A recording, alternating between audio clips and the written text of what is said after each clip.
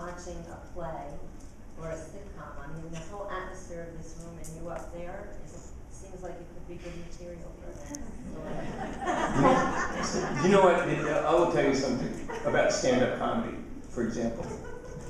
You know, and because, you know, I try to make people laugh. It's like when you're doing it spontaneously, it's easy.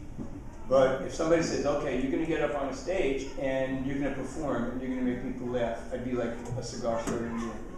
And that separates the men from the boys. It's like the guys who can go up there and do it on purpose. I mean, I can improvise all day long, but if I had to do it, I couldn't.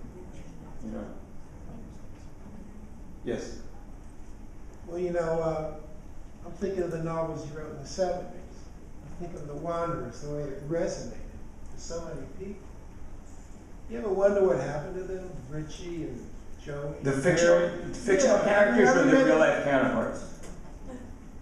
And so anyway, because I reread the book, and it was so vivid as it was 30 years ago. I'm thinking, what happened to them, Perry and Joey and Richie and Buddy? Did they really stay married to Dusty, or did they break up? Did they New Jersey? Did they go to college after the Marines? Well, I mean, in a way, that's the nicest and the kindest thing anybody can say about a book is that you wish the characters had a life beyond the last page. All I can tell you is I did meet one of the Wanderers. The Wanderers is a book I published in 1974 when I was like 2. And it was about 5 guys. It was about an Italian gang in a house, near a housing project, or in a housing project in the Bronx in the sort of pre-Vietnam 60s. And so and those are the main characters. And you know, it's that joke. I was in the Goldberg gang. You know, so when we walk down the street, you know, here comes the Goldberg gang. Oh, big deal. What are they going to do? Algebra? You know?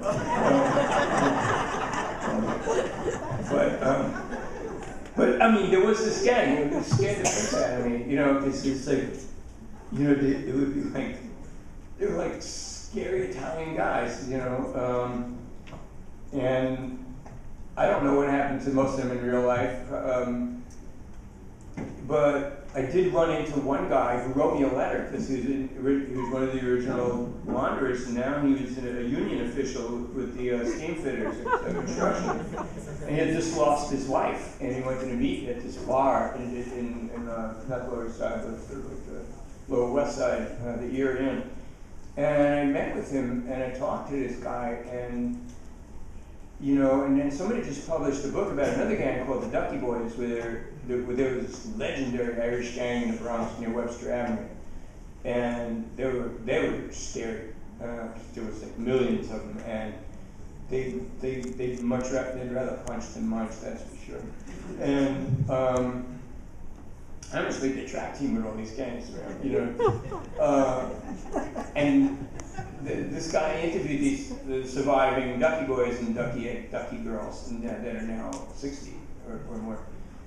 And you know, one of them is a guidance counselor somewhere in Alabama, you know, Arizona. You know, a lot of them are dead. You know, a couple of people, you know, got lost and died in Vietnam. Some people succumb to drugs. Some people, you know, get their lives together.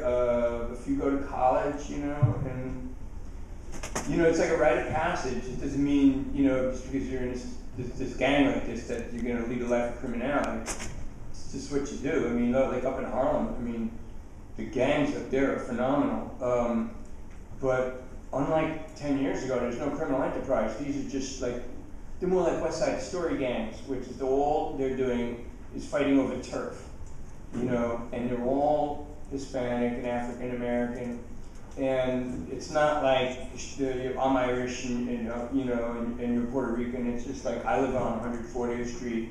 You live in a pole arch Dunbar houses with mortal enemies, and the whole thing. But there's no criminal enterprise. They're not involved in selling drugs. They're not involved. They're just involved in hating on each other because they've got nothing. So they've got their street.